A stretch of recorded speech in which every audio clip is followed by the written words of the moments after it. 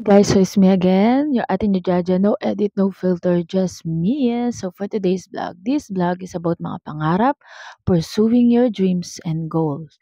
So kung bago ka pa lang dito, don't forget to subscribe.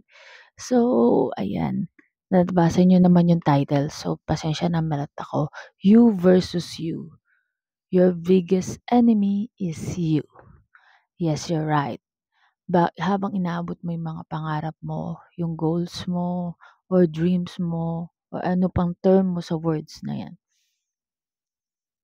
yung kalaban mo talaga is yung sarili mo. Why? Yes, yun talaga yung real talk, realidad. Kasi for example, mahiyain ka. Sobra mong mahiyain, pero gusto mo halimbawa is maging reporter. Or sobra mong mahiyain pero gusto mong mag-artista. Sobra mong mahiyain pero gusto mong mag-vlogs. Or sobra mong, halimbawa naman, sa mga bagay na kinatatakutan mong gawin, pero yun yung dreams mo. Kasi kapag may takot ka or negativity sa utak mo, hindi mo magagawa ang isang bagay kasi natatakot ka.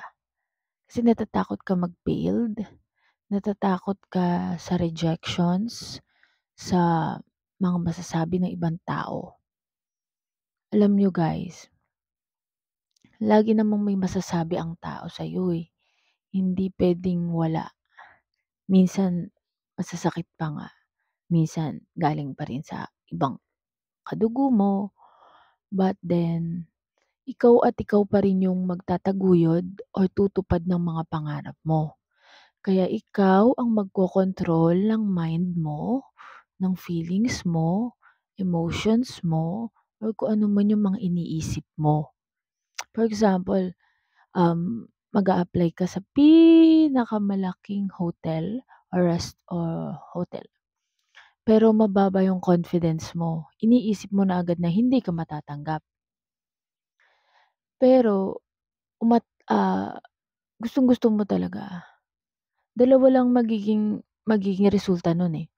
It's either hindi ka matatanggap kasi hindi mo naman sinubukan or matatanggap ka pala kasi sinubukan mo at nilakasan mo yung loob mo. Alam nyo guys, nothing is impossible with God. Lagi niyong tandaan, bago kayo gumawa ng isang bagay, mag-pray muna kayo. Ipag-pray nyo yung gagawin nyo. Kasi lagi kong iniisip to, nothing is impossible. Yung mga bagay na imposible, kaya niyang gawing posible. Alam niyo, sinishare ko lang tong bagay na to kasi mga napagdaanan ko na rin to. And may mga bagay din ako napalagpas na mga opportunity. Minsan dahil sa negativity, ay baka hindi ko kaya yan, baka eto na lang ako, okay na to. Yung parang nagsasettle ka sa isang bagay pero meron ka pa palang mas kayang gawin.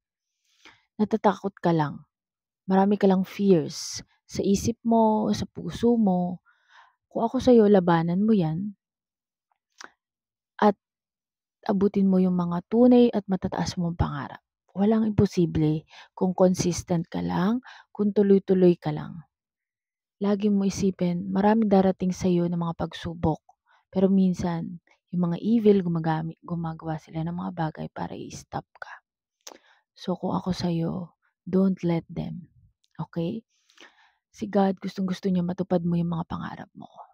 Kaya huwag ka mag-isip ng negative na hindi mo kaya. Kaya mo yan, okay? Kung gusto mo to i-share sa iba, share mo na to para ma-inspire din sila. And hanggang dito na lang ating vlog. Comment down below kung nakarelate ka. Don't forget to like, share, and subscribe to my channel. And click the notification bell for more upcoming videos. Bye! See you in my next vlog.